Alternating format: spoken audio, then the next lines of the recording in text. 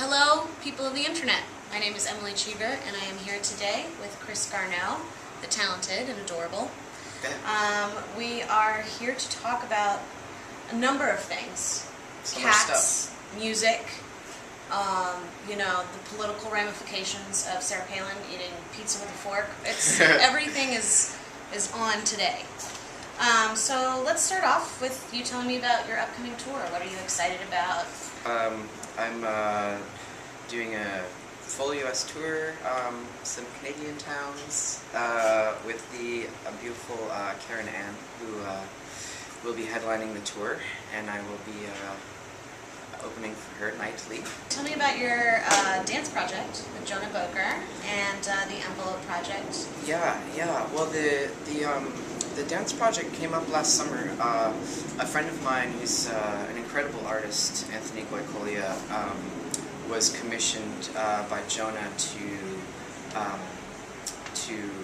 be sort of the creative side of the dance piece. So he built the set and had a lot to do with just generally how things were looking, costumes, and just every visual aspect of the piece.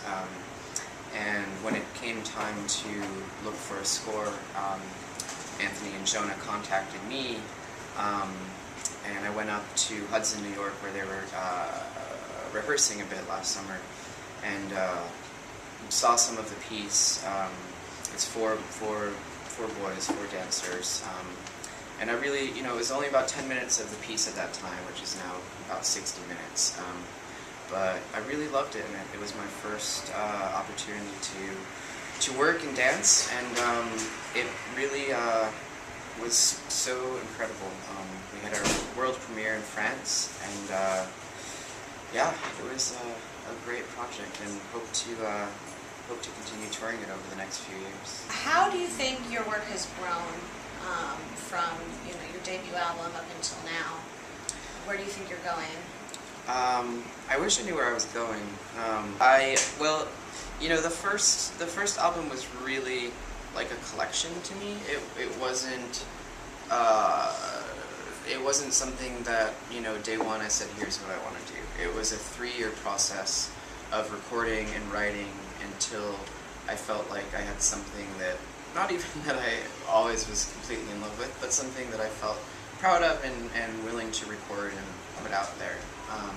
The second album was more structured and was definitely less self-focused. My first album was very, I was younger, I was very much in my own world and no one else existed. Right. And then, just as when you grow up, that's kind of what started happening with my music as well. I realized, that there were other people out there.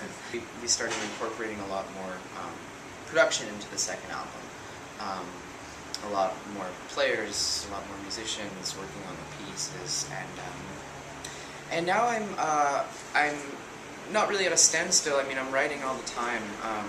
I haven't really been able to sit down and properly start recording new things, but I guess the evolution process that I've been going through is just growing outward is really kind of what's happening.